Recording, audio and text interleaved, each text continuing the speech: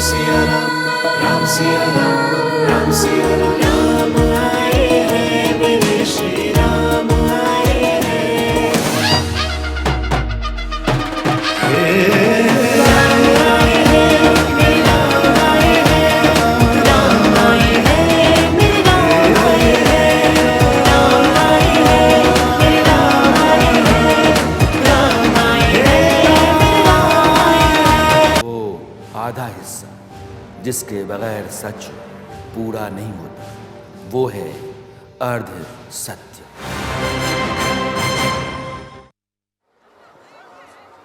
नमस्कार, मैं राणा यशवंत आपका अयोध्या नगरी से सरयू के तट से स्वागत करता हूं। राम की पैड़ी है और अभी यहाँ राम लला की जयकार है, जय श्री राम की गूंज है। थोड़ी देर पहले बहुत बड़ी तादाद में लोग यहाँ थे। यहाँ रोशनी का पूरा रेला लगा हुआ था। यमुना के पानी पर रोशनी उतरी हुई थी और आसमान में आतिशबाजी चल रही थी। आज का दिन देश के लिए ऐतिहासिक है। अयोध्या में देश भर से, दुनिया भर से लोग जमा हुए हैं। यह नदी सरयू जो अयोध्या की साक्षी रही है सतयुग से लेकर के कलयुग तक, आज यह एक ऐतिहासिक पल की साक्षी बनी है। और वो पल था रामलला के मंदिर के उद्घाटन का और रामलला की प्राण प्रतिष्ठा का। प्रधानमंत्री नरेंद्र मोदी ने आज मुख्य यजमान के तौर पर इस अनुष्ठान में भाग लिया और जब परिसर के भीतर आए तो उनके हाथ में थाल था और उसके थाल में चांदी का छत्र था। वो लेकर के पीले वस्त्रों में मंदिर के अंदर गए। उसके बाद अनुष्ठान शुरू हुआ। उन्होंने कमल के फूल से भगवान श्री राम की पूजा की, परिक्रमा की और उसके बाद साष्टांग लेटे। यह पूरा अनुष्ठान 1 घंटे तक चला और रामलला की प्राण प्रतिष्ठा सिर्फ मंदिर के परिसर में बैठे हुए जो विशेष अतिथि थे, जिनको बुलाया गया था, और संत वही नहीं देख रहे थे, बल्कि देश और दुनिया के करोड़ों लोग देख रहे थे। मंदिरों में देखने का प्रबंध किया गया था और करोड़ों लोगों को 5 लाख से अधिक मंदिरों में इस अनुष्ठान को देखने का इंतजाम किया गया था। यह एक ऐतिहासिक पल रहा है।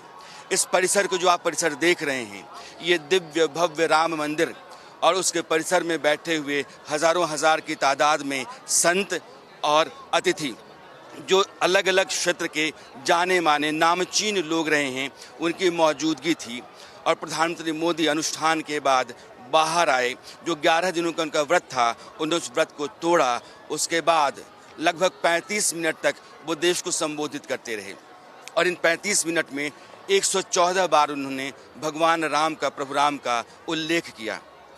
उन्होंने अपने भाषण की शुरुआत या संबोधन की शुरुआत जब की तो रामलला का उद्बोधन उन्होंने कैसे किया और उसमें क्या संदेश था, इसको आप सुनिए, फिर मैं बताता हूं कि वो कहना क्या चाहते। हमारे राम आ गए हैं।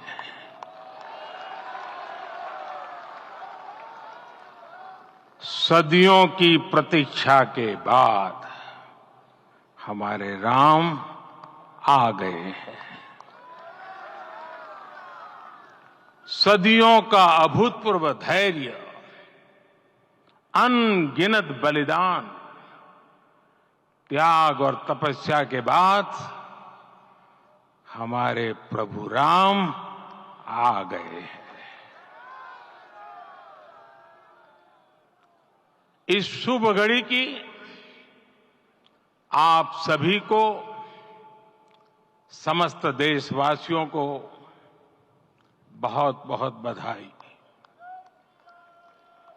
मैं अभी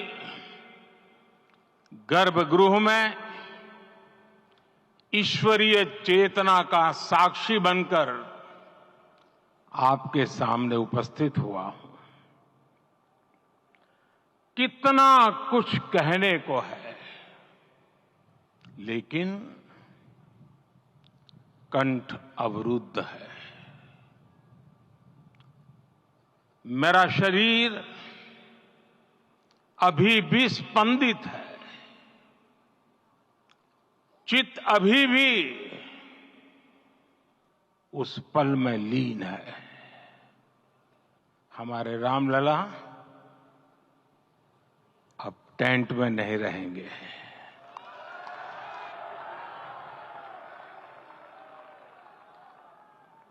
हमारे रामलला अब इस दिव्य मंदिर में रहेंगे।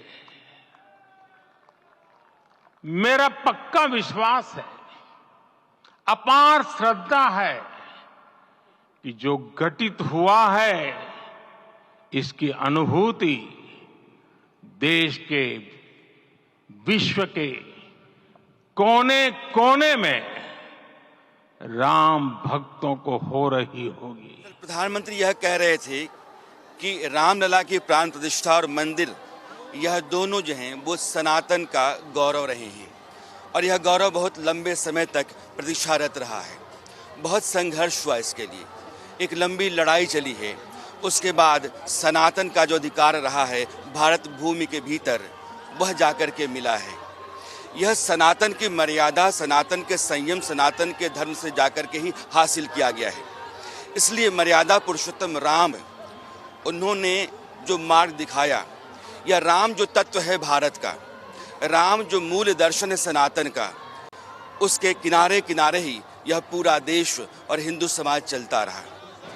उन्होंने कहा कि यह नव निर्माण का काल है और इसके साथ ही यह जो लंबी लड़ाई चलती रही, जिसका निर्णय यहाँ की सबसे बड़ी अदालत के माध्यम से आया, जिसको हम सुप्रीम कोर्ट कहते हैं। प्रधानमंत्री ने कहा कि राम न्याय के भगवान रहे और न्याय के भगवान की लड़ाई में, इस युद्ध में देश की सबसे बड़ी अदालत ने न्याय की लाज रखी। आप सुनिए उन्होंने यह पूरी बात कैसे कही।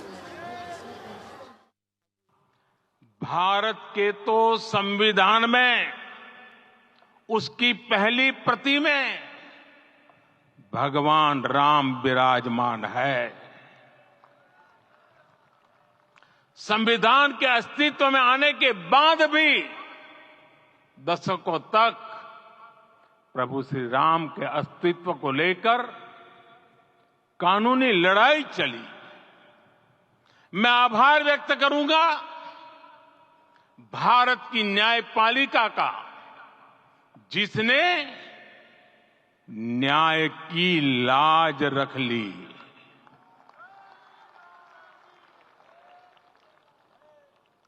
न्याय के पर्याय प्रभु राम का मंदिर भी न्यायबद्ध तरीके से ही बना। भारत के इतिहास में ये एक अद्भुत मोड़ है और इसको हमेशा इतिहास सुनहरे अक्षरों में रखेगा। संपूर्ण इतिहास जो हिंदुस्तान का रहा है, अगर आपको इतिहास का थोड़ा भी बोध है तो आप देखेंगे जहां जहां बड़े पड़ाव आए, बड़े मोड़ आए, जिससे पूरा राष्ट्र और पूरा समाज एक नई राह पर चलने लगा। प्रधानमंत्री यही कह रहे थे कि यह वह काल है जहां से एक नया उद्गम होता है, एक नए काल की शुरुआत होती है और यह स्वर्णिम होगा। यह भारत की सनातन की स्थापना का काल होगा और उस समय उस पूरे परिसर में देश के 150 अलग अलग धाराओं के संतों की उपस्थिति थी ही। चुनिंदा लोग जो अलग अलग क्षेत्रों के हैं, जिनको देश में हर घर में पहचाना जाता है, जिन्होंने भारत को भारत बनाने में अपनी अहम भूमिका निभाई है, वो भी उपस्थित थे। और वो सब लोग पूरे माहौल को देख करके, यह जो धार्मिक आध्यात्मिक माहौल था, उसने सबको रोमांचित कर रखा था। सब आनंदित थे और इसी जगह पर राज्यसभा के सांसद कार्तिक शर्मा भी खड़े थे। जब वो मंदिर के सामने खड़े थे और पूरा माहौल राममय था, गुंजायमान था, तो मैंने उससे पूछा कि आप इस जगह पर जहाँ खड़े हैं, यह ऐतिहासिक पल है, यह ऐतिहासिक जगह है और यहाँ से इतिहास एक नया मोड़ ले रहा है, आपको क्या महसूस होता है? सवाल बहुत लाजमी सा और सहज था, जवाब लेकिन एक विस्तार लिए हुए था। देखिए, ये एक मंदिर नहीं है, ये भारत का स्वाभिमान है। भारत के हर घर और हर प्रत्येक व्यक्ति का स्वाभिमान का प्रतीक है। देखिए, राम जी को देखने का तो एक ही तरीका है, पूरे आराध्या से और आस्था से। और मैं हरियाणा से आता हूँ। हरियाणा में तो हम जब किसी को मिलते हैं तो सबसे पहले राम राम करके उनका अभिवादन करते हैं, और जब जाते हैं तब भी राम राम कहकर ही वहाँ से जाते हैं। तो 4 बार तो राम का नाम तब लेते हैं जब किसी से मिलते हैं एक प्रतीक व्यक्ति से। तो सोचिए दिन में कितनी बार राम का नाम लेंगे। सिर्फ इतना ही नहीं, चाहे हम किसी भी श्रेणी में हो, किसी भी सिचुएशन में हो, हम हमेशा राम का ही नाम लेते हैं। हम भारत की बात करें, अगर कोई अच्छी खबर आए तब भी राम का नाम लेते हैं, कोई बुरी खबर आए तब भी राम का नाम लेते हैं। जब आप अंतिम यात्रा पे जाते हैं तब भी राम नाम सत्य लेते हैं, राम का नाम सत्य है बोलते हैं। और जब कोई अच्छी खबर आए तब भी राम का नाम लेते हैं। तो हमारे तो कण कण में राम है। स्थापित की गई, जिसकी प्राण प्रतिष्ठा की गई। जब मूर्ति की प्राण प्रतिष्ठा कर दी जाती है तो विग्रह हो जाती है। श्यामल मूर्ति, आकर्षक मूर्ति। कहा यह गया था कि मूर्ति ऐसी होनी चाहिए जिसमें देवत्व तो दिखे, लेकिन 5 साल के रामलला का जो कोमल भाव है वह भी उसके ऊपर आना चाहिए। 3 मूर्तियां जो बनाई गईं उसमें से अरुण योगीराज की मूर्ति को चुना गया और आज उनकी भी बहुत प्रशंसा हो रही थी। मैंने कार्तिक शर्मा से सवाल किया कि इस मंदिर के बनने, देश को समर्पित होने और टाट से भगवान रामलला के ठाट में आने, प्राण प्रतिष्ठित होने से दुनिया को क्या संदेश जाता है, यहाँ से आपको क्या समझ में आता है। उन्होंने फिर अपना एक विस्तार दिया। भगवान राम की जो संज्ञा दी गई है उनको पुरुषोत्तम मर्यादा राम कहा जाता है, क्योंकि वो मर्यादा की जो परिभाषा है उसके प्रतीक है पूरी दुनिया में। वो सिर्फ भारत के नहीं है, पूरी दुनिया के प्रतीक है कि एक मर्यादा के तहत रहने का क्या अर्थ है, क्या मूल्य है, क्या विशेषता है, उसके वो सबसे बड़े प्रतीक हैं तो भगवान श्री राम। राम, इसमें कोई दो राय नहीं है कि भारतीय समाज का मूल स्वर है और उनके आदर्शों पर यह देश चलता है। राम राज की कामना की जाती है, राम जैसे राजा के बारे में उल्लेख किया जाता है। राम त्याग हैं, तपस्या हैं, राम मर्यादा हैं, राम आदर्श मित्र हैं, राम संपूर्ण मानव हैं। इसलिए राम तत्व जो है वो भारत का मूल तत्व है, उसका मूल स्वर भी है। मंदिर में रामलला के विराजमान होने के बाद और जब नरेंद्र मोदी परिसर में आए थे उससे ठीक पहले 3 साध्वियों को मेरे कैमरे ने कैद किया, और वो थी उमा भारती, साध्वी ऋतंभरा और साध्वी निरंजन ज्योति। ये तीनों साध्वियाँ वे हैं जो राम आंदोलन, राम मंदिर आंदोलन से लंबे समय से जुड़ी रहीं। जैसे देश के एक बहुत बड़े वर्ग को लगता रहा कि संघर्ष 500 साल का पुराना है, 70 से अधिक बार संघर्ष हो चुके हैं, लंबी लड़ाइयाँ लड़ी जा चुकी हैं, लेकिन वह सपना अधूरा है जो सनातन का है, जो हिंदू समाज का है। राम जहाँ पैदा हुए उस जगह पर राम का मंदिर नहीं हो, यह अपने आप में हिंदू समाज के लिए अधूरापन है, उसको संपूर्णता नहीं मिलती है। आज जब मोहन भागवत कह रहे थे कि आज यह स्व को अपनाने जैसा है, यह स्व की विजय है, तो उनका इशारा इसी तरफ था। और इसके बाद उत्तर प्रदेश के मुख्यमंत्री योगी आदित्यनाथ, उन्होंने जो कहा वो एक अलग दृष्टि देती है। उन्होंने ये कहा कि जो सांस्कृतिक राष्ट्रवाद है भारत का, और सांस्कृतिक राष्ट्रवाद क्या होता है ये समझना आपको ज़रूरी है। हिंदुस्तान एक गौरवशाली परंपरा का, बहुत पुराने इतिहास का देश है। सदियों पहले, हजारों साल पहले, जब दुनिया की सभ्यताएं नहीं थीं, 1-2 सभ्यताएं थीं। हड़प्पा की सभ्यता थी, मोहनजोदड़ो, जो हड़प्पा मोहनजोदड़ो की सभ्यता हमारी होती है, मिस्र की सभ्यता तब थी, जब दजला फराद की सभ्यता थी। उस समय तब धर्म नहीं थे, तब धर्म सनातन था, और उस समय से यह लगातार चलता रहा है। उस गौरवशाली परंपरा को, उस संपूर्ण संस्कृति को और संपन्न संस्कृति को आज की पीढ़ी के सामने स्थापित करना, दुनिया के सामने उसकी गौरव गाथा को गाना और भारत को विश्व गुरु के तौर पर स्थापित करना, यह सांस्कृतिक राष्ट्रवाद है। योगी आदित्यनाथ ने कहा कि यह सांस्कृतिक राष्ट्रवाद का आध्यात्मिक अनुष्ठान है। आप सुनिए उनको। Ja, oss विश्वास की विजय है। जैसे सत्यमेव जयते के रूप में भारत के राज चिन्ह में अंगीकार किया गया है। यह लोक आस्था और जन विश्वास का विजय है, भारत के गौरव की पुनर्प्रतिष्ठा है। अयोध्या का दिव्य दीपोत्सव नए भारत की सांस्कृतिक पहचान बन रहा है और श्री रामलला की प्राण प्रतिष्ठा का समारोह भारत की सांस्कृतिक अंतरात्मा को समरस की एक अभिव्यक्ति सिद्ध कर रहा है। श्री राम जन्मभूमि मंदिर की स्थापना भारत के सांस्कृतिक पुनर्जागरण का आध्यात्मिक अनुष्ठान है। यह राष्ट्र मंदिर है।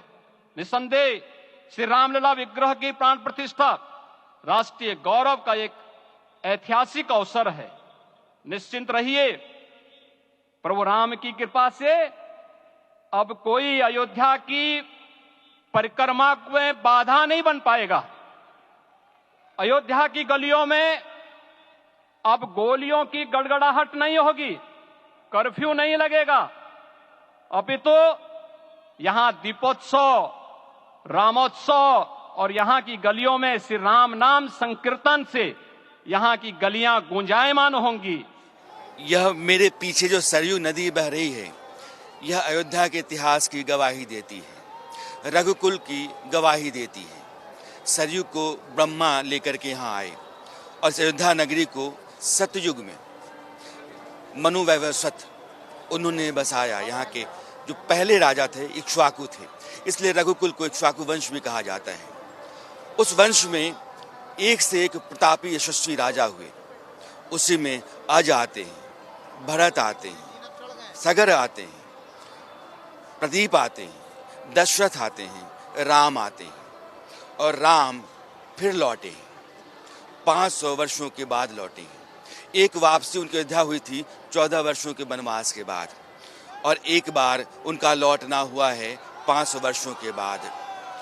जो जगह उनकी जन्मभूमि कही जाती रही है, उस जन्मभूमि पर पिछले 500 वर्षों से उनके मंदिर की स्थापना के लिए संघर्ष चलता रहा, उनकी पूजा के लिए लड़ाई चलती रही। लेकिन अब जाकर के वहाँ मंदिर बना, मंदिर की स्थापना हुई।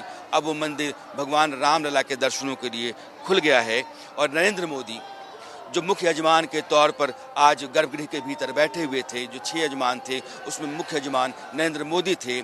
और यह सनातन परंपरा होती है, जो धर्म ग्रंथ कहते हैं, जो विधि विधान कहते हैं, अनुष्ठान से पहले यजमान को अपनी शुचिता कैसे बरतनी होती है, उसका पूरा पूरा पालन उन्होंने किया।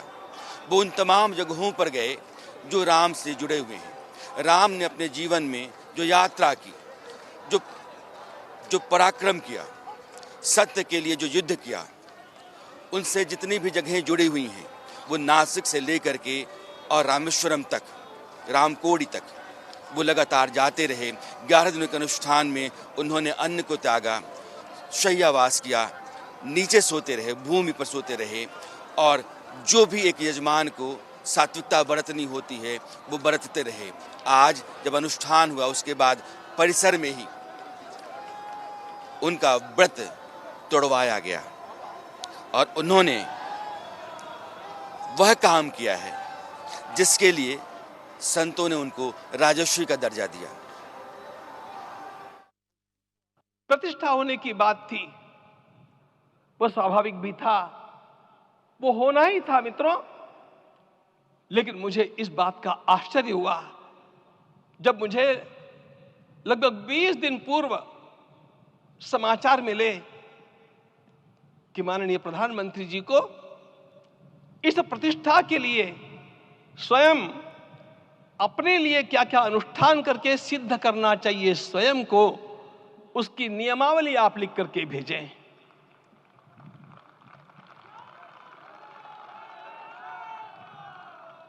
जिस प्रकार का हमारे देश का राजनीतिक माहौल है, कोई भी आकर के किसी भी समय कुछ भी कर्म करके चला जाता है, वो उद्घाटन हो चाहे पौधारोपण हो चाहे कुछ भी हो, लेकिन उसके लिए मैं अपने को सिद्ध करूं, इस प्रकार की भावना कहां होती है? यदि किसी ने पूछा तो मैं कहूंगा कि यहां होती है।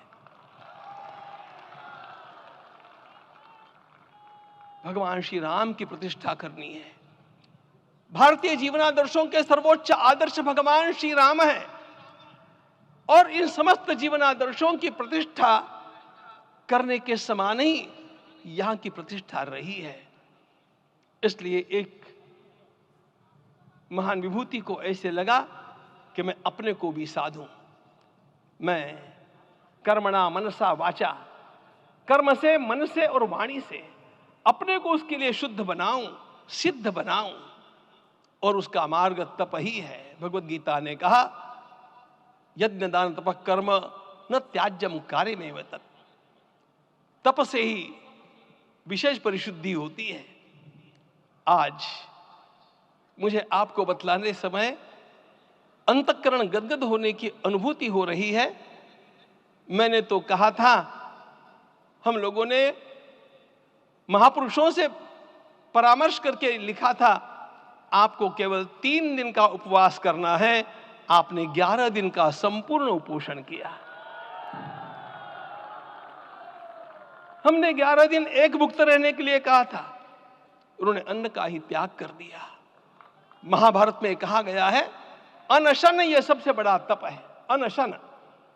और उसको उनके जीवन में साकार होते हुए मैंने केवल देखा नहीं, मैं थोड़ा तार्किक हूं। आपकी परम पूजनीय माता जी से मिलकर के मैंने उसको रिकन्फर्म भी किया था कि आपका ये अभ्यास 40 वर्षों का है।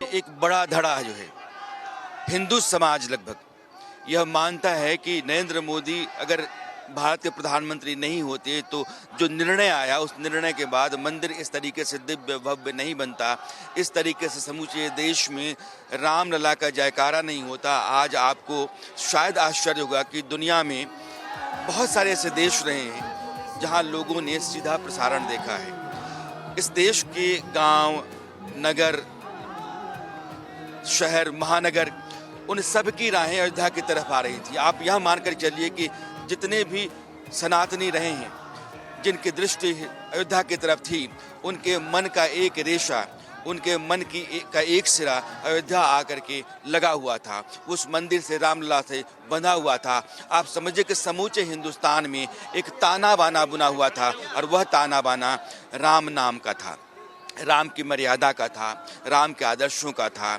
राम पर समाज के चलने का संकल्प का था, राम के सपनों के मुताबिक राष्ट्र के निर्माण का था। और यह बात बहुत सारे लोग मानते रहे हैं। सांसद कार्तिक शर्मा, उनसे जब मेरा सवाल था कि आप नरेंद्र मोदी को एक नायक के तौर पर कैसे देखते हैं, और यह विजय का पर्व नहीं है, यह किसी तरीके से किसी के ऊपर किसी की जीत का घोष नहीं है। दरअसल यह भारतीय परंपरा में, भारत सनातन संस्कृति में राम के मर्यादित स्वरूप को प्राप्त करने का है। इसलिए उन्होंने नरेंद्र मोदी को इस दृष्टि से रखा। प्रधानमंत्री जी ने कहा, भारत बदल रहा है, भारत की दशा दशा बदलेगी, एक ये नए पीरियड में जा रहा है भारत। और आपको आज 22 तारीख को के बाद से वो बहुत ही साफ तौर से देखने को मिलेगा कि भारत अमृत काल के लिए और एक विश्व गुरु बनने के लिए, एक विकसित देश बनने के लिए कैसे अग्रसर है। राम राज्य की सोच है। माननीय प्रधानमंत्री जी ने राम राज्य का उल्लेख किया है, और जो उनकी नीतियां हैं, जो सोच है, जिसपे उन्होंने काम किया पिछले 9.5 साल से, जो अंत्योदय की सोच है, पंक्ति में खड़े आखिरी व्यक्ति की चिंता करना, वे भी राम राज्य की सोच है। और ये सारी सोच बन के राम राज्य की तरफ बढ़ने का काम। मैं समझता हूँ कलयुग के अंदर राजा तपस्वी हो, ऐसे बहुत कम को उदाहरण देखने को मिले। यह जो बात चल रही है कि राम राज की स्थापना का यह काल है, नरेंद्र मोदी के आगे एक नए की शुरुआत हो रही है। इसको समझना बहुत ज़रूरी है। राम राज क्या है? एक ऐसी व्यवस्था जिसमें समाज के हाशिए पर खड़ा हुआ इंसान सम्मान का जीवन जी सके, वो किसी तरह की तंगी का शिकार नहीं रहे, व्यक्ति को इंसाफ मिले, कमज़ोर और ताकतवर का फासला मिटे, गरीब और अमीर के बीच की दूरियां ख़त्म हों। राम राज एक समरस व्यवस्था का नाम है। और नरेंद्र मोदी जब आज राम मंदिर के उद्घाटन प्राण प्रतिष्ठा के बाद देश को संबोधित कर रहे थे, तो उन्होंने यही कहा कि यही समय है, सही समय है। यहाँ से एक काल का उद्गम शुरू हो रहा है, और यह भारत के नए निर्माण का काल है। नरेंद्र मोदी ने जो कुछ कहा, मुझे लगता है कि आज उनके पूरे भाषण का जो सूत्र वाक्य था वो यही था, और समूचे देश को इस बात को गौर से सुनना चाहिए। ये सुखद संयोग है कि हमारी पीढ़ी को एक कालजयी पथ के शिल्पकार के रूप में चुना गया है। 1000 वर्ष बाद की पीढ़ी राष्ट्र निर्माण के हमारे आज के कार्यों को याद करेगी। इसलिए मैं कहता हूं, यही समय है, सही समय है। हमें आज से, इस पवित्र समय से अगले 1000 साल के भारत की नींव रखनी है।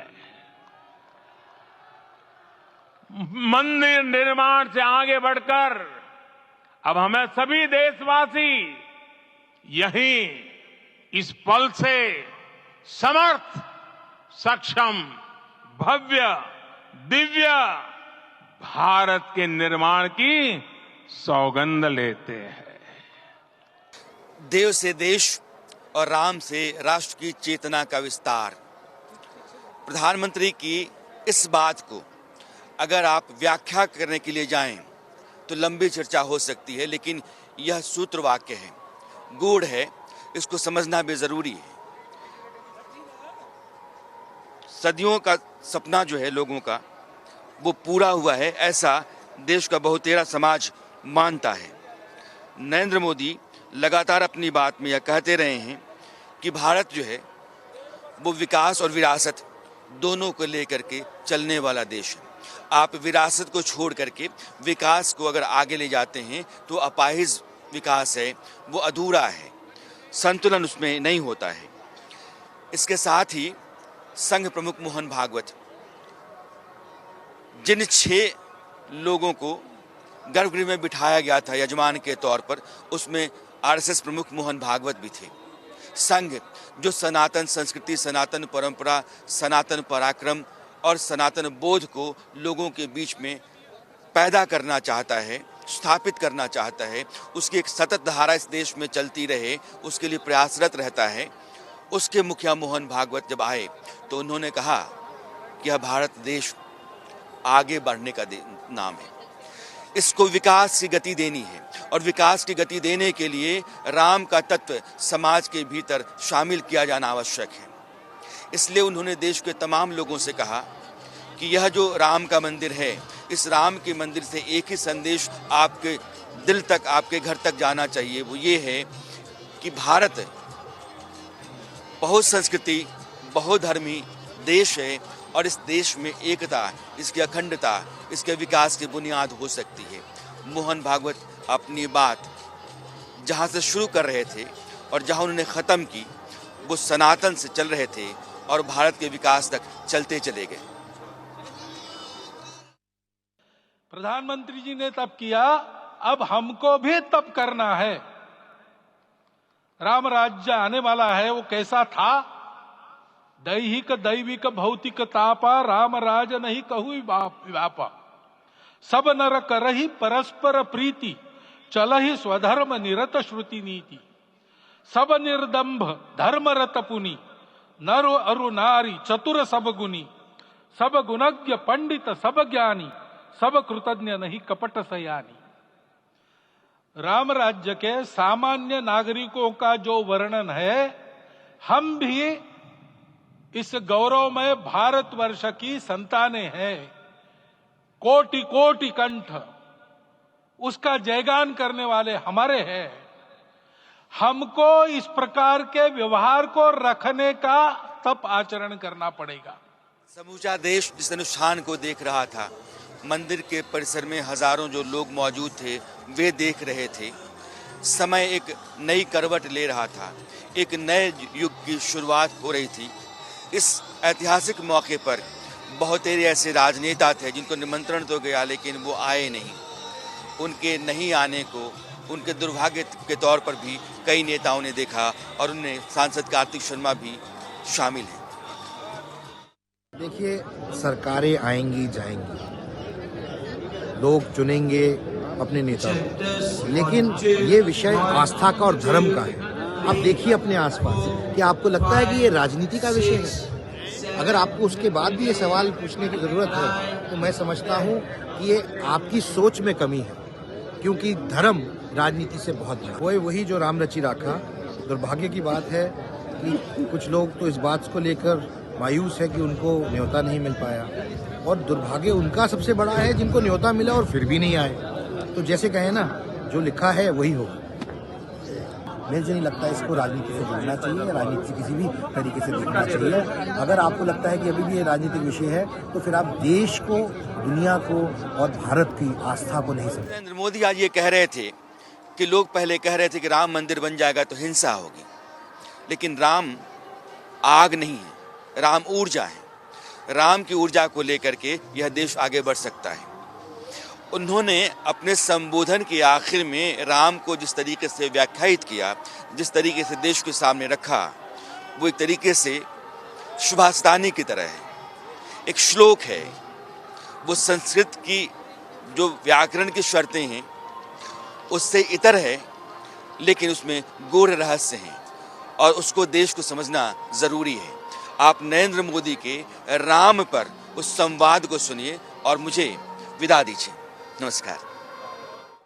ये मंदिर राम भारत की आस्था है, राम भारत का आधार है, राम भारत का विचार है, राम भारत का विधान है, राम भारत की चेतना है, राम भारत का चिंतन है, राम भारत की प्रतिष्ठा है, राम भारत का प्रताप है, राम प्रवाह है, राम प्रभाव है, राम नेति भी है, राम नीति भी है, राम नित्यता भी है, राम निरंतरता भी है, राम विभु है, विशद है, राम व्यापक है, विश्व है, विश्वात्मा है।